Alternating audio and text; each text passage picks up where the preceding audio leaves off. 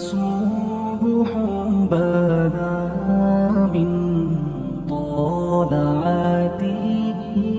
حضرت عمر فاروق رضی اللہ تعالیٰ عنہ رات کا وقت ہے، چہرے پہ نقاب ڈال کے گلی میں گھوم رہے تھے۔ میں بھی گلی میں نکلتا ہوں، آپ بھی نکلتے ہیں، لیکن مقصود یہ ہے کہ ذرا پتہ کریں باہر کی ہوا کیسی ہے۔ مقصود یہ ہے کہ پتہ کریں کہ آج برگر کس دکان کا اچھا ہے، معلومات کریں کہ محلے کی سیاست کس رخ جا رہی ہے۔ وہ بھی نکلتے تھے، لیکن مقصود یہ نہیں تھا۔ مقصد سمجھ گئے تھے نا، وہ اس لیے نکلتے تھے کہ پتہ کروں کوئی دکھی تو نہیں، کوئی تکلیف میں تو نہیں، کوئی آزمائش میں تو نہیں۔ دیکھیں نا، کام وہی ہے، میں بھی کرتا ہوں، آپ بھی کرتے ہیں، ساری دنیا کرتی، لیکن وہ ایکم احسن عملا، کردار کس کا ستھرا ہے، ذہن کس کا اونچا ہے، ذوق کس کا بڑا ہے۔ زندگی وہ بھی بتا گئے، ہم بھی گزار رہے ہیں، لیکن وہی کمزور باتیں اور وہی روایتی گفتگو اور وہی لب و لہجہ اور وہی دنیا داری کے مخصوص سی ہماری گفتگو، فلاں کیا کر رہا ہے، کہاں پہنچ گیا۔ اگر پیسے کسی نے نہیں کمائے تو کہاں نکھٹو ہے تب نہیں کمائے، اور اگر زیادہ کما لیا تو کہنے لگے ایک نمبر طریقے سے تو نہیں کمائے جا سکتے، یہ کوئی غلط رستہ اختیار گفتگو ہے بس، نشستن گفتن برخاستن۔ تو اعلیٰ کام، اعلیٰ کردار ان لوگوں، حضرت عمر گزر رہے تھے تو غلام ساتھ تھا۔ ایک شخص کو دیکھا کہ مدینے کے باہر خیمہ لگایا ہوا ہے، بھئی خیریت ہے، یہاں خیمہ کو لگایا؟ کہنے لگا امیر المومنین سے ملنے آیا ہوں، رات ہو گئی تھی تو سوچا یہیں قیام کر لیتا ہوں، صبح ان سے ملوں گا۔ تو فرمایا اندر کسی کے درد سے کراہنے کی آواز آتی ہے۔ کہنے لگا میری بیوی ہے اور بچے کی ولادت کا وقت آ گیا، تکلیف میں۔ حضرت عمر دوڑے گھر گئے، اپنی اہلیہ سے کہنے لگے نیکی کمانے کا ارادہ ہے؟ اس نے کہا ہے۔ مقصد سمجھ گئے تھے نا وہ لوگ، بالکل ہے۔ فرمایا جو ضرورت کی چیزیں ولادت کے وقت ہوتی ہیں لے لیں، کچھ گھی لے لیا، کچھ چنے لے لیے، کچھ ضرورت کی چیزیں لے لی، خاتون کو ساتھ لیا۔ یہ خاتون اول کی بات کر رہا ہوں، میں خاتون اول کی بات کر رہا ہوں۔ حضرت فاروق اعظم رضی اللہ تعالیٰ عنہ امیر المومنین ہیں۔ حضرت عمر نے اپنی اہلیہ کو ساتھ لیا، جہاں وہ شخص تھا وہاں آئے، اہلیہ نے حضرت عمر کے ذمہ کام لگایا، آگ جلا لیں، یہ تیل لے لیں، فلاں فلاں چیز گھی میں ڈال لیں، بنانی شروع کر دیں۔ فاروق اعظم نے ہاتھ کے اندر پکڑا ہوا برتن، چمچہ، ڈوئی بھی آخ لی دے، پنجابی ہے نا ہم، تو وہ کام کر رہے ہیں، چلا رہے ہیں، آگ جلا رہے ہیں، خاتون اندر ڈیوٹی کر رہی۔ تو وہ شخص جو تھا نا جس کی بیوی تھی، وہ کہتا ہے میں 2-3 دفعہ کا غلام ادھر آ، فلانی چیز بتا۔ میرے ذہن میں یہ تھا کہ امیر المومنین نے کو بندہ کھڑا کیا، آنے جانے والے مسافروں کا خیال کرے۔ میرے ذہن 2-4 دفعہ میں نے اپنے لفظوں میں بات بھی کہہ دی، لیکن جب اندر میرے بچے کی ولادت ہوئی تو اندر سے میری بیوی بولی اور حضرت عمر کی اہلیہ بولی، اور بول کے کہنے لگی امیر المومنین مبارک ہو، آپ کے دوست کو رب نے بیٹا دیا ہے۔ وہ شخص کہتا ہے میں باہر کھڑا تھا، وجود تڑپ گیا، آنکھیں برس پڑی، کبھی نہیں رویا تھا پر کیفیت عجیب بن گئی، کوئی تقریر نہیں سنائی، کوئی اعلیٰ شعر نہیں انہوں نے پڑھا، میں نے جوں لے کر ان کے سر سے پاؤں تک دیکھا، میں نے کہا یہ وہی شخص ہے جس کا نام لے تو کیسر و کسرا کانپ جاتے ہیں، یہ وہی شخص ہے۔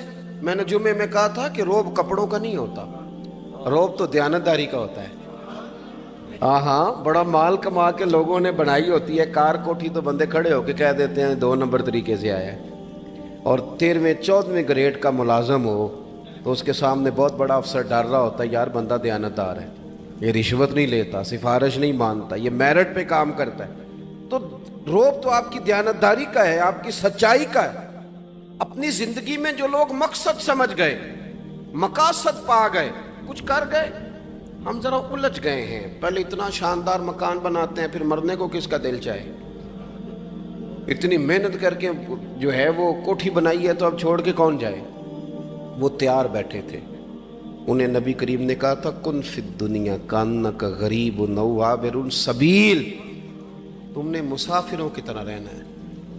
او میرے بھائی، کبھی دیکھا ہے ایئرپورٹ پہ مسافر لڑتا ہو کہ میں نے یہ جگہ خریدنی ہے؟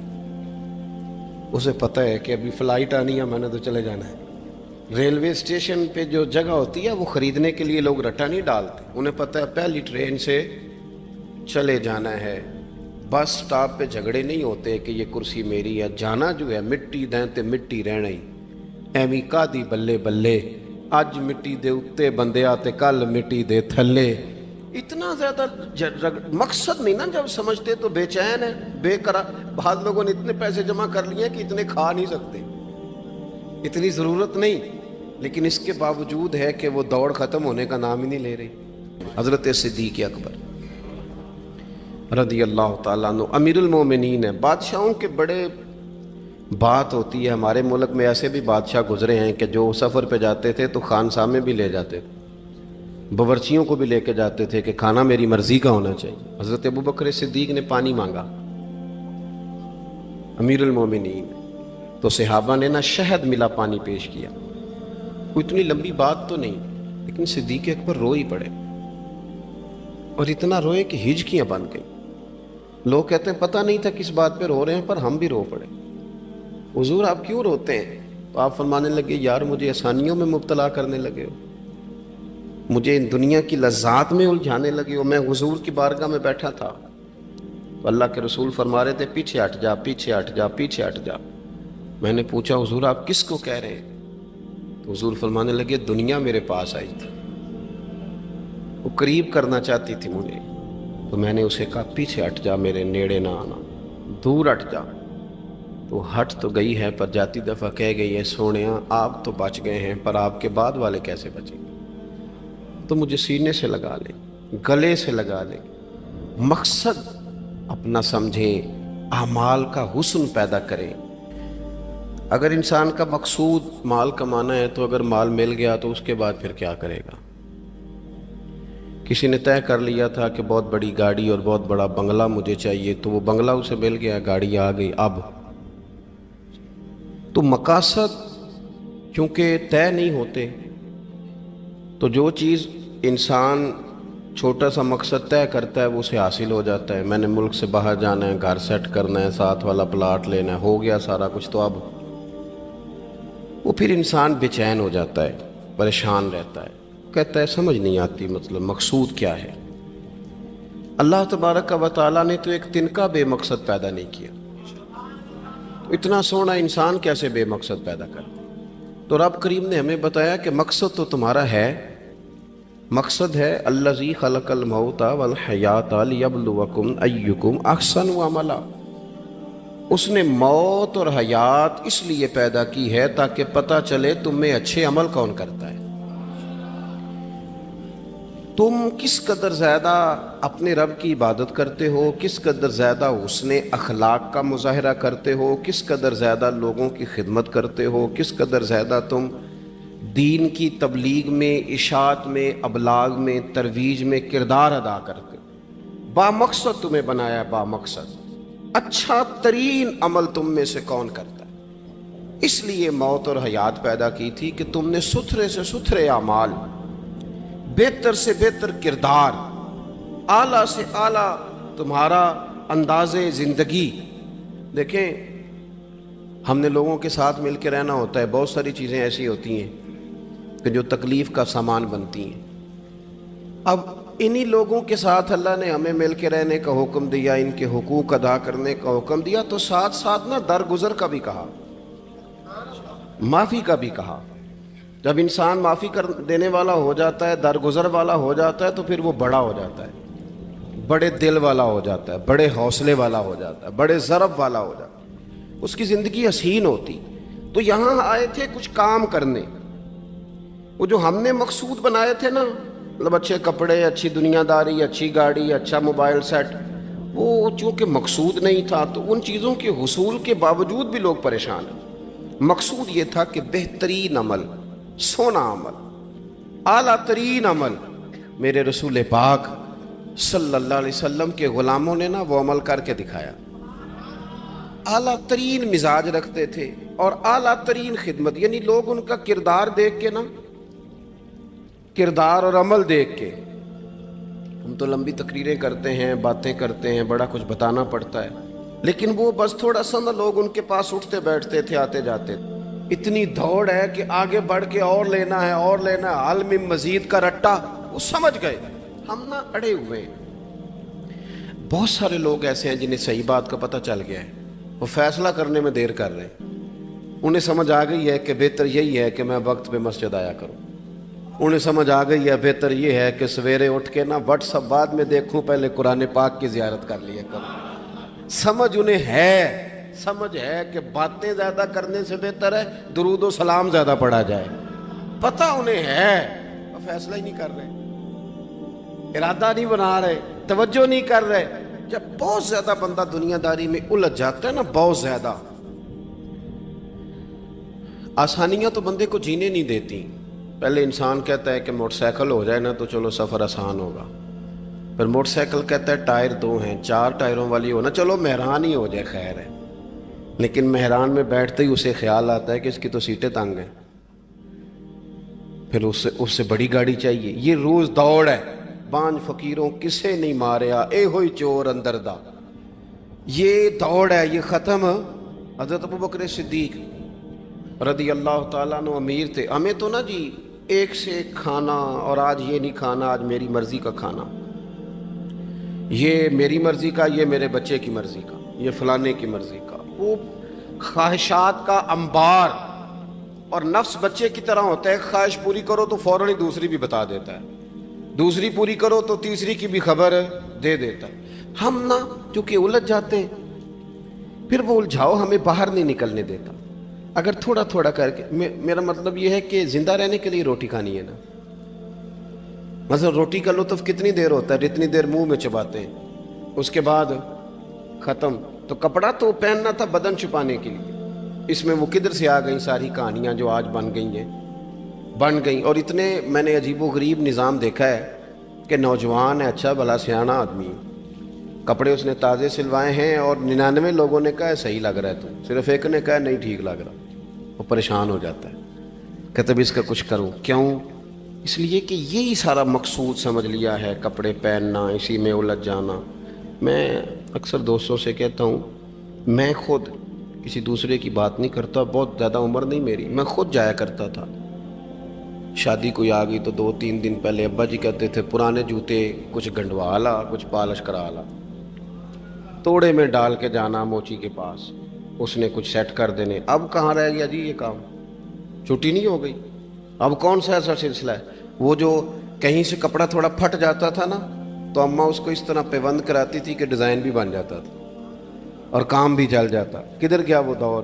لیکن تکلیف دیکھ لیں آج پہلے سے زیادہ ہے، لڑائی پہلے سے زیادہ ہے، آزمائش پہلے سے زیادہ ہے۔ کیوں؟ جتنی بھی خواہشات آپ بڑھاتے جائیں گے نا، مقصد فوت ہوتا جائے گا۔ جتنی بھی مقصود سفر کرنا ہے، گاڑی دکھانا تو مقصود نہیں نا، لیکن ہمیں وہ والی گاڑی چاہیے کہ لوگ ایک دفعہ انگلی منہ میں ڈالیں کہ وہ اس گاڑی پہ بیٹھا ہوا ہے۔ ہم مقصد سے پیچھے ہٹیں گے جب پھر تکلیف میں آئیں گے، پھر آزمائش۔ زندگی میں ہم نے جو چیزیں مینج کی ہیں وہ ساری دوسروں کے لیے، ہمارے لیے کوئی شے بھی نہیں۔ ولیمے پہ گئے تاکہ برادری راضی ہو جائے، تعزیت کے لیے گئے تاکہ محلہ راضی ہو جائے، فلانا کام کیا تاکہ لوگ جو ہیں وہ میرے حق میں ہو جائیں۔ ساری زندگی دوسروں کے لیے جی کے گزار دی، اور آپ نے 99 نیکیاں کی، ایک خامی آئی تو لوگ تو وہ تھے جو پھر بگڑ گئے۔ بہتر نہیں بندہ رب کو ہی راضی کرے۔ واللہ ورسولہ احق ان یرضوا، اللہ اور اس کے رسول کا زیادہ حق ہے کہ انہیں راضی کیا جائے، ان کا زیادہ حق۔ اپنی زندگی میں معاملات کو ترتیب دیں، ایک مخصوص ذہن بنائیں، اتنا سویرے قرآن شریف پڑھنا ہے، اتنا درود پاک، اور یہ راز ہو ہمارا اور ہمارے رب کا، یہ راز ہو، اتنی دیر مصلی پہ بیٹھنا ہے۔ میرے ایک دوست ہیں ڈاکٹر صاحب، میں بیٹھا تھا تو وہ ایک شخص کو کہہ رہے تھے تیرے دل میں کچھ باتیں ہیں نکال دے تاکہ تیری ٹینشن ریلیز ہو جائے، تیری صحت ٹھیک ہو جائے گی۔ تو بندہ کہہ رہا تھا اچھا ٹھیک ہے ڈاکٹر صاحب۔ تو میں نے کہا کہ اگر آپ اجازت دیں تو ایک بات میں بھی کر لوں؟ نے کہا آپ بھی کر لیں۔ تو میں نے کہا ڈاکٹر صاحب کچھ دکھ بڑے ذاتی اور نجی ہوتے ہیں، بندہ کسی کے سامنے کہہ ہی نہیں سکتا، بڑے ذاتی قسم کے ہوتے ہیں وہ۔ آپ کسی کے سامنے جتنا مرضی کوئی قریبی ہو، وہ بندے کی اپنی اندر کی کچھ ایسی تکلیفیں ہوتی ہیں اندر کی، آزم گنڈاں دے وچ گنڈاں 10 کیڑی کھولا، بڑے مسئلے ہوتے ہیں، آپ کیسے بیان کر سکتے ہیں؟ سوال ہی نہیں پیدا ہوتا۔ تو کہنے لگا پیر صاحب حال تو ہوگا نا؟ میں نے کہا بالکل ہے، ہمیں ہمارے دین نے دعا سکھائی ہے، جو کسی سے نہیں کہہ سکتے وہ اپنے رب سے کہہ دو۔ اللہ کے حضور عرض کر دو، کشکول طلب دراز کر کے کہہ دو مالک یہاں پریشان ہوں، وہ بڑا کریم ہے، عطا بھی کرے گا اور پردہ پوشی بھی فرمائے گا۔ اپنے اللہ کے ساتھ اپنا تعلق مضبوط کریں، اپنی زندگی میں حسن اعمال کا پیدا کریں، اعمال کا، کہانیوں کا نہیں، باتوں کا نہیں، تصویروں کا نہیں، نئی سے نئی پکچر کا نہیں، اعمال کا، اور خوبصورت ترین طریقہ ہو۔ دیکھیں نا، مشکل سے بھی تو نماز پڑھنی ہے نا، سویرے ابا بڑے غصے میں تھے تو پھر مجھے اٹھنا ہی پڑا، تو اس طرح بھی تو پڑھنی ہے۔ تو اگر بندہ ذوق سے اٹھے اور ذرا سونا کر کے وضو کرے اور ذرا صحیح کر کے مصلی بچھائے اور سجدہ کرے تو ذرا ذوق سے کرے، مجھے سوز دے، مجھے ساز دے، مجھے نیم شب کا نیاز دے، دم سجدہ خود کو میں توڑ دوں، مجھے ایسا ذوق نماز دے۔ اس ذوق کے ساتھ آگے بڑھے۔ مقاصد جب بندہ سمجھ جاتا ہے نا، مقاصد، پھر اس کے لیے آسانی ہوتی ہے۔ میں نے عرض کیا تھا زیادہ باتیں نہیں کرنی، مقصود تو ایک پیغام دینا ہے۔ اب ہم نے جانے والوں کے لیے کیا کرنا ہے؟ ایک تو یہ کہ اپنا مقصد ٹھیک کرنا ہے کہ جو رخصت ہو گئے اپنے بزرگوں کو نا یاد رکھیں، اصل کام ہے ان کو بول کے بتائیے۔ سال کے بعد ختم بڑی اچھی بات ہے، سسماہی ششماہی سیماہی سب ٹھیک ہے، ان کو یاد رکھیں۔ حضور نہ یاد رکھتے تھے، اپنی والدہ کا ذکر کرتے تھے، اپنے والد کی بات کرتے تھے، اپنے دادا کا ذکر کرتے تھے، اپنے جانے سیدہ خدیجہ الکبریٰ رضی اللہ تعالیٰ عنہ وصال کر گئیں تو حضرت عائشہ کہتی ہیں حضور اکثر گھر میں ان کا ذکر کرتے تھے۔ اپنے بزرگوں کو یاد رکھیں، ان کا ذکر کریں، ان کو نا، والد کے لیے نا والد ہونا شرط ہے، پی ایچ ڈی ہونا شرط نہیں۔ والد کے لیے والد ہونا شرط ہے، مفتی ہونا شرط۔ والد ان پڑھ بھی ہو تو بچے کو سمجھانے کا سلیقہ سے اللہ اسے عطا کاری دیتا ہے۔ ماں بالکل ان پڑھ بھی ہو تو بچوں کو سمجھانے کا طریقہ اللہ اسے، ان سے سیکھیں۔ میرے والدہ اور والدہ دونوں اپنا نام نہیں لکھ سکتے تھے، تو میں اپنے دوستوں سے کہتا ہوں مجھے کبھی موقع ملے تو میں کئی جلدوں میں کتاب لکھ سکتا ہوں اپنے ماں باپ، اس لیے کہ وہ جو ہمیں سکھا گئے، جو بتا گئے، وہ انہی کا خاصہ تھا۔ تو اپنے ایک تو جانے والوں کو یاد رکھیں، دوسرا ان کے لیے دعا کریں تو درد سے کریں، سونی کر کے کریں، صحیح کر کے کریں، اکیلے بیٹھ کے کریں۔ دعا کا سب سے زیادہ تعلق آپ کے دل کی آواز کے ساتھ ہوتا ہے، اور جس طرز میں حضور نے ہمیں حدیث سکھائی ہے نا، اس رنگ میں کبھی آپ حدیث کو سیکھیں، سمجھیں نا۔ حضور فرماتے ہیں جس طرح دریا میں ڈوبنے والا سہارا تلاش کرتا، دریا میں اسے کتنی کو جلدی ہوتی ہے، غوطے لگ رہے ہوتے ہیں، وہ اس طرح کا نہیں ہوتا کہ میں عصر کی نماز کے بعد پھر آؤں گا تجھے نکالنے، اس طرح تو نہیں نہ ہوتا۔ دریا میں ڈوبنے والا جس طرح کشتی سہارا تلاش کرتا ہے، حضور فرماتے ہیں اس طرح قبر میں جانے والا دعاؤں کا انتظار کرتا ہے۔ آپ نے دیر کر دی دعا مانگنے میں، ختم دلانے میں دیر کر دی، کت صبح و شام ہمہ وقت دعا۔ ابھی آپ آیتیں سن رہے تھے سورہ ابراہیم کی، اللہ نے نماز میں رکھ دی، ربنا اغفر لی ولی وللمؤمنین یوم یقوم الحساب۔ ایک تو نے یاد رکھیں، خوب دعا کریں، اور دوسرا کوشش کریں کہ وہ جو نیکیاں کرتے تھے وہ نیکیاں بھی جاری رہیں، جن لوگوں سے ان کا اچھا تعلق تھا وہ تعلق بھی قائم رہے۔ یہ بھی کوشش کریں کہ ان کے لیے صدقات و خیرات کریں، اور قیمتی صدقہ دیں۔ قیمتی، میں بات ختم کرنے لگا ہوں، بس قیمتی صدقہ دیں، قیمتی۔ 15 تولے سونا گھر میں پڑا ہوتا ہے، قیمتی ہوتا ہے نا۔ کبھی کسی نے چوک میں بتایا کہ آج 15 تولے سونا میرے گھر میں پڑا ہے؟ بولو نا، لگتا ہے تو سردار چھڑنا ہے۔ اگر گھر میں 50 لاکھ روپے کیش پڑا ہو تو چوک میں گلی میں آ کے آپ بات کریں کہ گھر میں پیسے پڑے ہیں، کیوں؟ کہ وہ قیمتی ہیں، کوئی لے نہ لے۔ تو یہ جو 5000 مسجد دیکھ کے سارے محلے کو بتاتے ہو، یہ بھی صدقہ تھا، یہ بڑا قیمتی چیز تھی، یہ بتانے والا نہیں تھا، یہ تو نیکی تو قیمتی تھی۔ قیمتی چیز جو ہوتی ہے وہ تو چھپائی جاتی ہے کہ بتائی جاتی ہے۔ یہ جو بیٹیاں ہیں نا اسلام کی، مائیں بہنیں، یہ قیمتی ہیں، اس لیے اسلام انہیں کہتا ہے تم گلیوں اور چوکوں میں آنے والی نہیں، قیمتی چیزیں گھر کے اندر رہا کرتی ہیں۔ تم قیمتی چیزیں ہو، تمہارا وجود قیمتی ہے، تم کبھی ماں ہو، کبھی بیٹی ہو، کبھی بہن ہو، کبھی بیوی ہو، قیمتی ہو، اس لیے تمہیں اسلام کہتا ہے کہ گھر کے اندر رہو گی تو تمہاری قیمت رہے گی. کچھ چیزیں ایسی ہیں جو چوکوں میں گلیوں میں پھیل جائے تو ان کی قیمت نہیں رہتی. اس لیے تمہیں کہا جاتا ہے کہ گھر میں رہو. یہ جو تمہیں چوکوں میں لاتے ہیں یہ تمہیں بے وقت کرنا چاہتے ہیں, بے قیمت کرنا چاہتے ہیں. انسان تھوڑی دیر کے لیے اگر تھوڑی دیر کے لیے غور کرے تو بڑے بڑے جانور انسان سے بڑے طاقتور ہیں, لیکن اللہ نے ان کی نکیل انسان کے ہاتھ میں تھما دی. اتنا بڑا جہاز ہے, ٹنوں وزن لے کے چل رہا ہے, انسان کے بس کی بات نہیں کہ وہ کئی لوگ لگ کے بھی اس کو اٹھا سکیں, لیکن اللہ نے اس کے قبضہ و اختیار میں کر دیا ہے. فرمایا هو الذی خلق لکم ما فی الارض جمیعا, زمین میں جو کچھ ہے سارا تیرے لیے بنایا ہے, آسمان میں جو ہے سارا تیرے لیے بنایا ہے. وما خلقت الجن والانس الا لیعبدون, فرمایا کل کائنات میں نے تیرے لیے بنائی ہے اور تجھے میں نے اپنی عبادت کے لیے پیدا فرمایا ہے. تو جنوں اور انسانوں کو اللہ نے اپنی عبادت کے لیے تخلیق فرمایا. مقصد زندگی, مقصد تخلیق, دنیا میں آنے کا مقصد اولین اور مقصد آخری اللہ کی عبادت, اللہ کی معرفت, اللہ کی طرف توجہ, اللہ کی طرف رجوع. یہی ایک مقصد تھا انسان کے آنے کا. اسی کو قرآن نے بیان کیا تھا. اپنے اپنے مقاصد, درود شریف پڑھنے والے بلند صلاۃ و سلام علیک یا سید یا رسول اللہ. اپنے اپنے مقاصد, اپنے اپنے معاملات کو ہم نے ترتیب دے لیا ہے. صبح سے شام تک کے معاملات سارے کے سارے ہمارے ذاتی, نجی اور ہمارے اپنے بنائے ہوئے مقاصد کے تحت گزر رہے ہیں. حالانکہ رب کریم نے فرمایا کہ انسان میں نے تجھے اپنی عبادت کے لیے بنایا ہے, اپنے لیے تجھے بنایا ہے.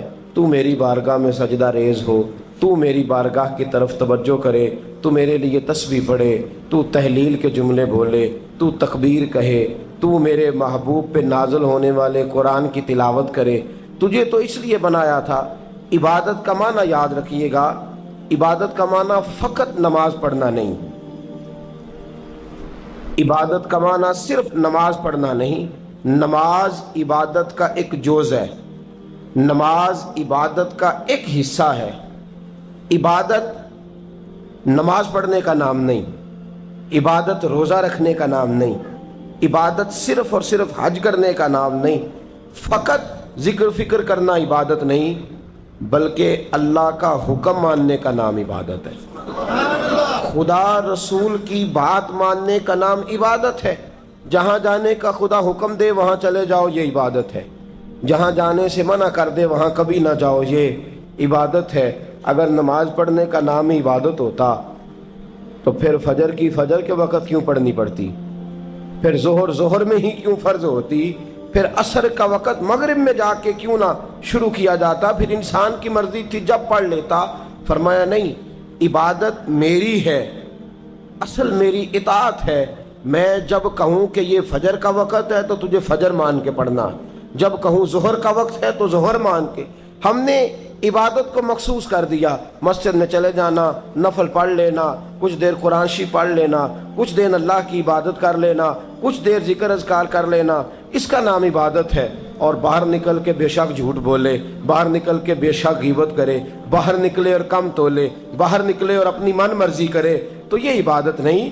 اس لیے کہ ہم اس خدا کے ماننے والے ہیں جو صرف مسجد میں نہیں ہوتا بلکہ جلوہ تیری ذات کا کو بکو ہے. میں جدھر دیکھتا ہوں ادھر تو ہی تو ہے. ہمارا خدا صرف مسجد میں نہیں ہے, اللہ ہر جگہ ہے. جے میں تینوں اندر جانا پھر مقید جانا, جے میں تینوں باہر سمجھا اندر کون سمانا. اندر بھی تویں باہر بھی تویں وچ بلا کون نمانا. اصل بات یہ ہے کہ جب خدا ہر جگہ ہے تو اللہ تبارک و تعالیٰ کا حکم ہر جگہ ماننا ہے, ہر جگہ اطاعت کرنی ہے, ہر لحاظ سے. رب کی بات ماننے کا نام عبادت ہے. اللہ کی, اس کے رسول الپاک صلی اللہ علیہ وسلم کی بات ماننے کا نام, توجہ ہے آپ کی میری بات پہ, عبادت کا مفہوم سمجھیے گا, عبادت کا مفہوم سمجھیے گا.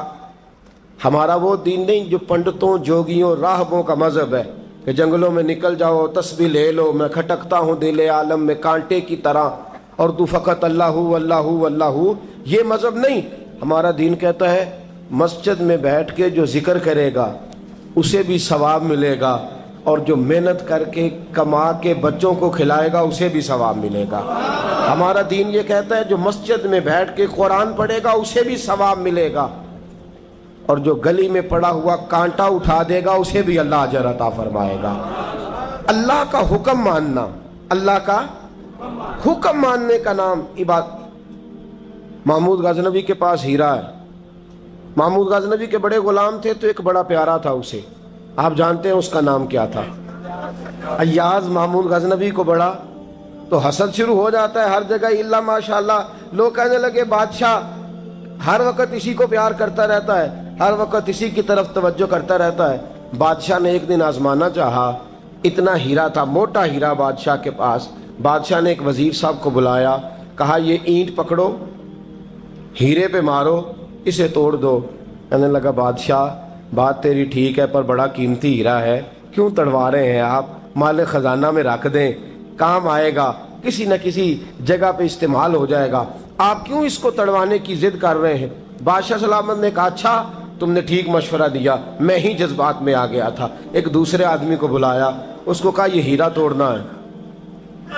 اس نے کہا بادشاہ مجھے لگتا ہے پوری دنیا میں اتنا موٹا ہیرا تیرے پاس ہے، کسی اور کے پاس نہیں ہوگا، یہ توڑنے کی چیز نہیں تجوری میں سنبھالنے کی چیز ہے، اسے سنبھال کے رکھ۔ تیسرے کو بلایا، چوتھے کو بلایا، جس کو بھی بلاتا رہا وہ بادشاہ کو سمجھاتا رہا، جس کو بلایا بادشاہ کو سمجھایا۔ ایاز کی باری آئی، کہا ایاز ادھر آ، توجہ ہے آپ کی؟ ایاز ادھر آ، یہ ہیرا تو توڑ دے۔ اس نے اینٹ پکڑی، زور سے ماری، ہیرا توڑ دیا۔ بادشاہ کہنے لگا بڑا بیوقوف ہے بھائی تو، یہ سارے میرے خیر خواہ تھے، مجھے سمجھاتے رہے اور تو نے خیال ہی نہیں کیا، میں بیوقوف تھا تو بھی ساتھ ہو گیا، توڑ ہی دیا۔ کہنے لگا بادشاہ غلطی ہو گئی، مجھ سے غلطی ہو گئی، مجھے نہیں توڑنا چاہیے۔ اس نے کہا اچھا چل چھوڑ، ایک بات بتا، تیرے سامنے جو سب مجھے مشورے دے رہے تھے تو نے کیوں نہیں دیا؟ میں نے تجھے کہا توڑ دے، کیا لفظ ایاز نے کہے، کمال کر دی۔ کہنے لگا بادشاہ میرے دل میں خیال آیا ہیرا ٹوٹتا ہے تو ٹوٹ جائے، میرے بادشاہ کا حکم نہیں ٹوٹنا چاہیے، یہ ٹوٹتا ہے تو ٹوٹ جائے، یہ کرچی کرچی ہوتا ہے تو ہو جائے، خزانہ خالی ہوتا ہے تو ہو جائے، لیکن میرے مالک کا حکم نہیں ٹوٹنا چاہیے۔ بادشاہ میں ہر چیز توڑ دوں گا پر میں تیرا حکم نہیں توڑ سکتا۔ بس دوستو یہی عبادت ہے، بلا مثال و بلا تشبیہ بات سمجھیے گا۔ جس نے خدا کا حکم توڑ دیا اس نے عبادت نہیں کی، اور جس نے خدا کا حکم اچھا آؤ نماز کے لیے، دکان کا وقت ہے، گاہک بھی زیادہ آ گئے ہیں، رش پڑ گیا ہے، اب تھوڑا وقت مشکل ہو جائے گا، ذرا تھوڑی دیر میں پڑھ لوں گا۔ ہیرا ٹوٹتا ہے تو ٹوٹ جائے، گاہک آنے کا سلسلہ ٹوٹتا ہے تو ٹوٹ جائے، روزی آنے کا سلسلہ ٹوٹتا ہے تو ٹوٹ جائے، مسلمانوں خدا کا حکم نہیں ٹوٹنا چاہیے، رسول اللہ کا فرمان نہیں ٹوٹنا چاہیے۔ میرے رسول پاک صلی اللہ تعالی علیہ وسلم کا اقبال نے کیا کہا؟ کہنے لگا اے طائر لاہوتی، اس رزق سے موت اچھی جس رزق سے آتی ہو پرواز میں کوتاہی۔ کہا خدا کا حکم نہ توڑ بیٹھنا، اور عبادت بھی جس کو اللہ کہہ دے وہ عبادت ہے۔ ایک بندہ زوال کے وقت نماز پڑھنے کھڑا ہو جائے تو ہو جائے گی، کیوں؟ نماز نہیں پڑھ رہا؟ اچھا میں آپ کو روایت سناتا ہوں، شیر خدا مولا کائنات حضرت علی المرتضی رضی اللہ تعالیٰ عنہ فرماتے رسول پاک صلی اللہ علیہ وسلم نے ہمیں منع فرمایا جب عید الفطر کا دن ہو یا عید الاضحیٰ کا دن ہو تو تم نے کیا کرنا ہے؟ فجر کی نماز پڑھنی ہے، اس کے بعد اشراق چاشت نہیں پڑھنی، فجر سے لے کر عید کی نماز تک درمیان میں کوئی نماز نہ پڑھنا۔ جب عید کی نماز ہو چکے پھر تمہیں اجازت ہے جتنے مرضی نفل پڑھو، لیکن فجر سے لے کر عید تک تم کوئی اور نماز نفل درمیان میں نہ پڑھنا۔ حضرت علی المرتضی شیر خدا کا زمانہ ہے، عید کا اعلان ہو گیا، عیدگاہ میں لوگ کٹھے ہو رہے ہیں، ایک شخص دوڑا آیا، اس نے آ کے نماز کی نیت باندھ لی۔ توجہ ہے آپ کی؟ میں نے کہا عبادت ہے خدا کا حکم ماننے کا نام۔ حضرت علی رضی اللہ تعالیٰ عنہ نے نماز کے بعد اس شخص کو بلایا، فرمایا ادھر آ، تجھے نہیں پتا کہ جب تک عید کی نماز نہیں ہوتی کوئی اور نفل نہیں پڑھیں گے؟ کہنے لگا جی میں نے نماز ہی پڑھی ہے، کوئی جرم کیا ہے؟ نماز پڑھی ہے نا، میں نے سجدہ کیا ہے، کوئی جرم ہے؟ حضرت علی نے تلوار نکال لی، فرمایا جو مصطفیٰ کی سنت توڑ کے نفل بھی پڑھے گا میں اس کا بھی سر قلم کر دوں گا، جو رسول پاک کے حکم کے خلاف عبادت بھی کرے گا اس کو بھی قتل کر دیا جائے گا، توبہ کر۔ یاد رکھیے گا، عبادت خدا رسول کی بات ماننے کا نام ہے۔ آپ سویرے 8 بجے اٹھ کے کھڑے ہو جائیں کہ میں نے تو فجر پڑھنی ہے، فجر کا وقت 8 بجے نہیں ہوتا، وہ گزر گئی 4 بجے، 4:15 بجے ہو چکا۔ ایک شخص شام 7 بجے کھڑا ہو جائے، کہے جی میں تو ظہر کی نماز 7 بجے پڑھا کروں گا، یہ کیسے ممکن ہے؟ اس کا وقت تو 2 بجے کے راؤنڈ اباؤٹ ہے، تجھے اسی وقت ادا کرنی۔ یاد رکھیے گا عزیز ساتھیو، عبادت اللہ کا حکم ماننے کا نام ہے، لیکن عبادت کی بہت بڑی جو ایک رکن ہے، عبادت کا بہت بڑا جو ایک جز ہے وہ نماز پڑھنا ہے، بہت بڑا جز۔ حضرت محمد بن ابی بکر حضرت صدیق اکبر کے صاحبزادے رضی اللہ تعالیٰ عنہ کیا فرماتے ہیں؟ فرماتے ہیں مسلمانوں بڑے نصیبوں والے ہو، بڑے نصیبوں والے ہو، تمہیں تو اللہ کی بارگاہ میں جانے کے لیے اجازت ہی نہیں لینی پڑتی، اللہ نے تمہارے لیے دروازہ ہی کھول دیا ہے۔ جب دل کیا، وضو کیا، نماز کی نیت باندھی، اللہ کے دروازے کھل گئے، اور بغیر کسی ترجمان کے تم نے اپنے رب سے بات کرنی شروع کر دی۔ عبادت ایسی نعمت ہے، اللہ کی بارگاہ میں کھڑے ہونا، سجدہ کرنا اتنی بڑی فضیلت کی بات ہے۔ یہ حدیث میرا خیال ہے آپ کو کبھی بھولنی نہیں چاہیے۔ سید عالم نور مجسم شفیع معظم صلی اللہ علیہ وسلم نے فرمایا، بتاؤ اگر کوئی کسی کے گھر مہمان جائے تو میزبان اس کے ساتھ کیا سلوک کرے گا؟ تو صحابہ کہنے لگا یا رسول اللہ جتنا میزبان اچھا ہوگا اتنا ہی اچھا سلوک کرے گا، جتنا وہ اعلیٰ ہوگا اتنا ہی اعلیٰ سلوک کرے گا، جتنا وہ عرفہ ہوگا اتنی ہی اس کی بات بھی بڑی ہوگی۔ نبی پاک صلی اللہ علیہ وسلم نے فرمایا جو مسجد جاتا ہے وہ اللہ کا مہمان ہے، جو مسجد جاتا ہے وہ اللہ کا مہمان ہے۔ فرمایا میزبان کے ذمے ہے کہ مہمان کے اوپر رحمت کرے، کرم کرے۔ فرمایا جب تو مسجد جاتا ہے تو خدا بھی رحمتوں کے دروازے کھول دیتا ہے، اللہ تیرے لیے فضل کے دروازے کھول دیتا ہے۔ نبی پاک صلی اللہ تعالی علیہ وسلم نے فرمایا جب تو اپنے گھر سے مسجد جانے کے لیے ابھی نکلتا ہے، ابھی تو گیا نہیں، ابھی تو نکلا ہے، فرمایا تو نے سیدھا پیر اٹھایا ہے تو تیرا ایک درجہ بلند ہو گیا ہے، تو نے الٹا قدم اٹھایا ہے تو تیرا ایک گناہ معاف ہو گیا ہے، پھر تو نے سیدھا قدم اٹھایا ہے تو تیرا ایک درجہ بلند ہو گیا۔ اپنی اپنی طبیعت ہے نا۔ حضور نے حدیث سنائی، حضرت سیدنا اسید بن حضیر رضی اللہ تعالیٰ عنہ دیہاتی آدمی تھے، مسجد نبوی سے دور گھر تھا، مسجد آنے جانے کے لیے گدھا رکھا ہوا تھا، گدھے پہ بیٹھ کے مسجد آتے تھے، نماز پڑھ کے اسی پہ بیٹھ کے لوٹ جاتے تھے۔ جس دن حضور نے فرمایا نا ایک قدم پہ ایک گناہ معاف ہوتا ہے، ایک قدم پہ ایک نیکی ملتی ہے، گدھا گھاری چھوڑا ہے۔ صحابہ کہنے لگے یار دور کا تیرا سفر ہے، تم آرام سے گدھے پہ آ جا۔ کہنے لگے کیوں؟ میں کیوں گدھے پہ آؤں؟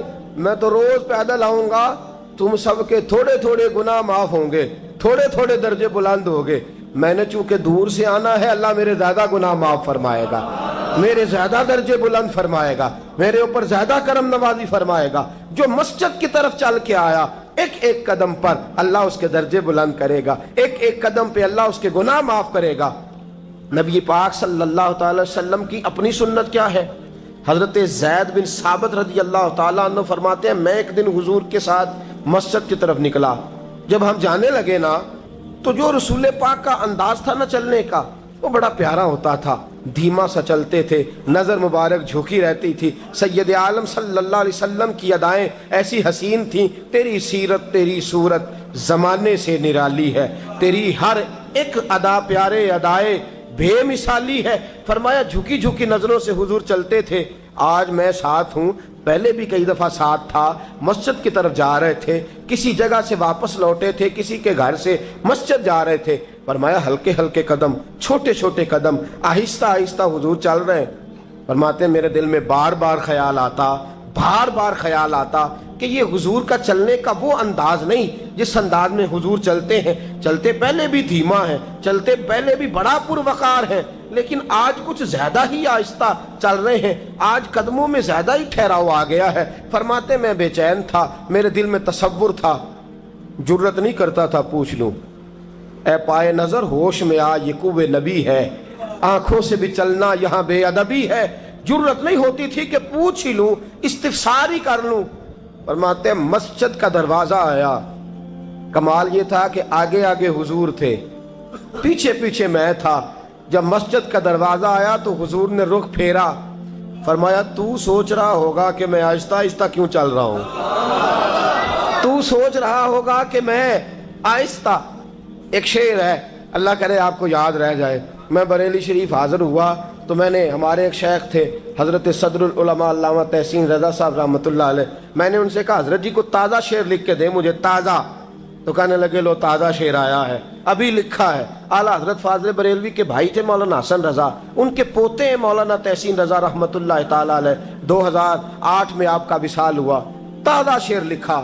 کہنے لگے علم غیب رسول کے منکر اس حقیقت کو بھول جاتے ہیں.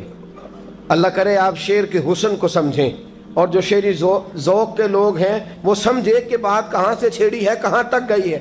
علم غیب رسول کے منکر اس حقیقت کو بھول جاتے ہیں.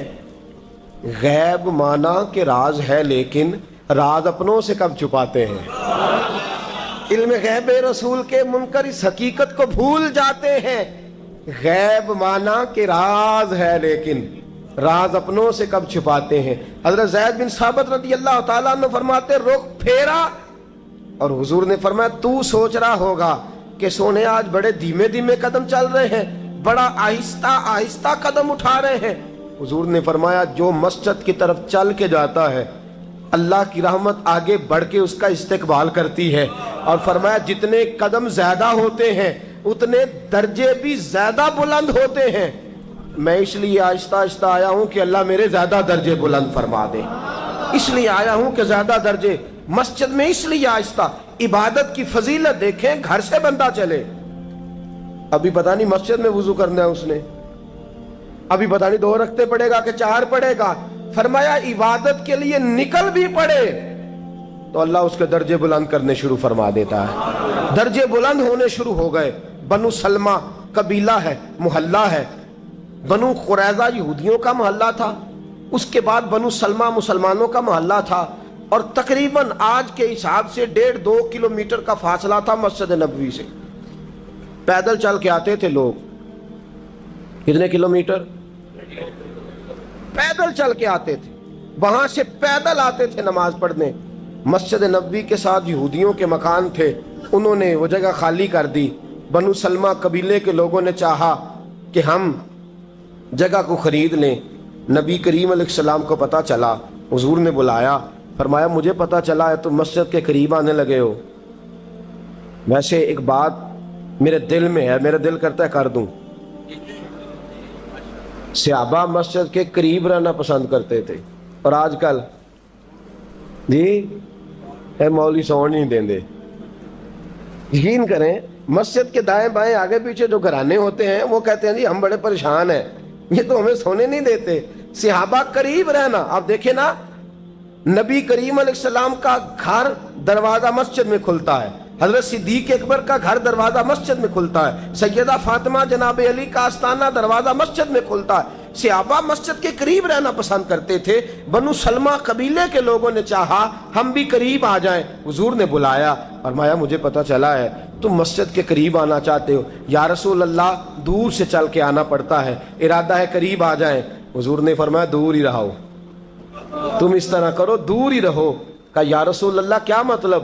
فرمایا فرشتے جب بھی نیکیاں لکھتے ہیں عبادت کی، ابھی تک تمہارا پہلا نمبر ہے، ابھی تک تمہارا پہلا نمبر ہے. یا رسول اللہ کیا مطلب؟ فرمایا اس لیے کہ تم دور سے چل کے آتے ہو تو اللہ تمہیں زیادہ اجر عطا فرماتا ہے. آخر دعوانا ان الحمدللہ رب العالمین.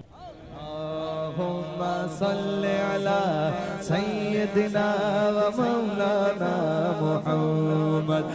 اللهم صل على سیدنا و مولانا محمد. اللہ کے شیر حیدر کرار پر درود. اللہ کے شیر حیدر کرار پر درود. اللہ کے شیر حیدر کرار پر درود. حضرت حسن حسین کے کردار پر درود. اللہم صلی علی سیدنا و مولانا محمد وعلی سیدنا علی و سیدتنا فاطمہ و سیدتنا زینب و سیدنا حسن و سیدنا حسین وعلی آلہ وصحبہ وبارک وسلم. زینب کی بارگاہ میں زینب کی بارگاہ میں زینب کی بارگاہ میں زینب کی بارگاہ میں سلام نیاز ہے. زینب کی بارگاہ میں سلام نیاز ہے. جو مرتضیٰ کی لاڈلی زہرا کا ناز ہے. اللہم صلی علی سیدنا و مولانا محمد وعلی سیدنا علی و سیدتنا فاطمہ و سیدتنا زینب و سیدنا حسن و سیدنا حسین.